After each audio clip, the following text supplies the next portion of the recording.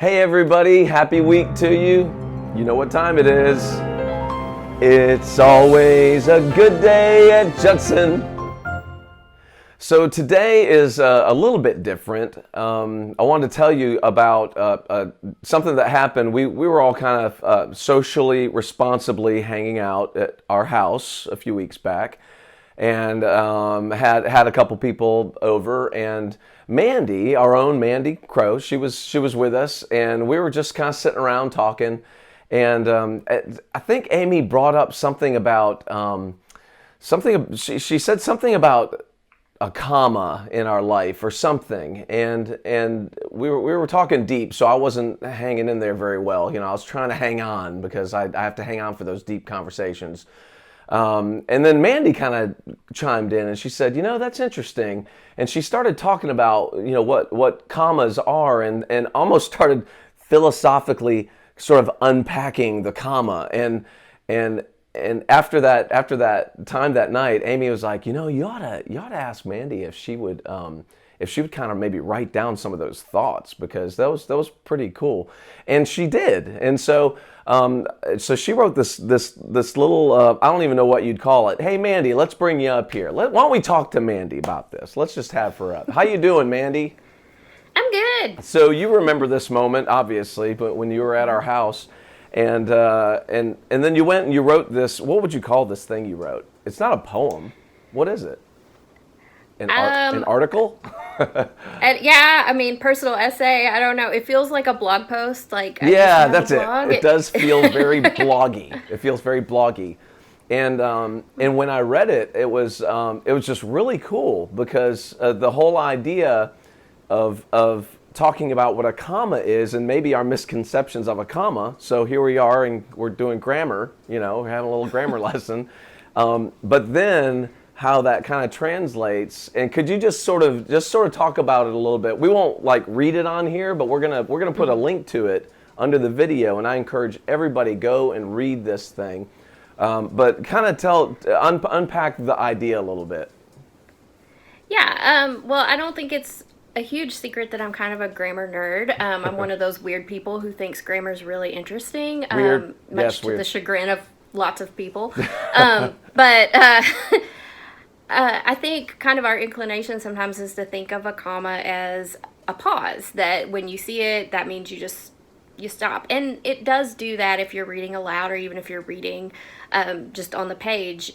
There is a bit of a pause, but that's not the primary function of a comma in grammar. A comma really is more about moving the motion of a sentence forward.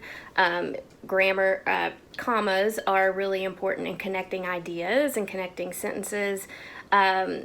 So they're more about joining together and creating kind of unity and conjunction in a sentence, rather than pausing or stopping. So I just love that idea of a comma as the motion forward. It doesn't stop the action of a sentence, but it keeps it going. Yes, and as we were talking about this, it's like, Mandy, it's like, everything we do nowadays seems to be filtered through a COVID quarantine lockdown filter. So even as you're describing what a comma is, I'm sure everybody listening, you start thinking how this pertains to life today, And one of the things that you encourage in that is to see our time right now, and not misconceive it as a pause, a time where we are sitting in this. Maybe we're defining comma wrong, but maybe it is a comma, maybe it is a transition, but there's motion in it, and that we're not to just be sitting, waiting until this is done, so we can get moving on for the kingdom of God. I mean, it really ends up being a pretty huge kind of statement and encouragement, especially to somebody who maybe is feeling a little stuck, right? Yeah, I mean, I think our inclination in this time, because it feels like a pot, everything, all the normal structures of our life have kind of stopped or paused, or they all look different. So it's easy to feel like I'm just going to sit here and wait till things get back to normal, and then I'll go back to doing these things. And I think that is just something that kind of the Lord keeps impressing on me during this time. It isn't about just sitting here and waiting for the next big thing. It's about moving forward and seeing what are the ways that he's at work, and how can I join him in those? How, what are my spheres of influence where I am, if I'm, in the office, or if I'm at home, or if I'm in my neighborhood, who are the people that I can make a difference in their lives, and shine the light of Christ. Yeah, and you just kind of alluded to one of the lines that I really liked in the post. Was you talk about the little things that connect those big things, and it doesn't mean that in between the big things there's nothing. And so to keep our eyes open, if there is this time where big things, those big projects, those big moments or whatever may not be as readily available, that God has these steps that we take, because we don't know what's ahead of us. Those things could be epic. Those things could be the big things that really God had for us the whole time. But if we sat in this comma thinking there's nothing for me to do until this comma is lifted, until this pause is done, then we missed it. So I love that encouragement of keeping the motion, keeping on. And if this does feel like a comma, let's define it right. And it's not a time where I'm going to go take a nap, and when this is done, I'm going to wake up. But to say no, this could be this is the very thing. This could be the very conduit to get us to that next thing that we may have on our horizon. And without that bridge, we don't get there. It could be the very funnel that gets us there. So thanks for writing that, Mandy, and I encourage everybody to go on and read it, and let her know how that encourages you. Thanks for joining us. This is kind of fun. I don't think we've done an interview like this on this little post before. So you're the first one to ever join. How's that feel? Well, I know you must be overwhelmed, right? I mean, you've got to be overwhelmed. I'm honored. I'm overwhelmed. I don't know what to do. Your day is done now. You can just hang it up. Enjoy the pause. All right. Well, thanks for joining us, Mandy. Yeah, thank you. All right. Well, that was nice. So I hope that encourages you today, and thanks to Mandy for joining us.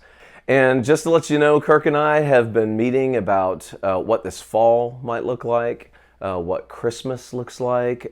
We have some conversations and some ideas and some things that we're processing through. So just so you know, the wheels are churning. We're getting plans together. We will not be doing nothing. That's what I could tell you. Kirk and I trust and believe that God will put those things in front of us that work, and that abide by the things that we need to abide by, and keep us safe, and all that stuff. But again, in this comma, it doesn't mean we just wait until things are back to normal, whatever that means, to continue the work. So we are going to continue the work, and that's period. That's it. So. Hey, there's a grammatic thing. Period. A period. That ends the sentence. I know that, Mandy. So thanks for joining today. I hope you have a great rest of your day, a great rest of your week.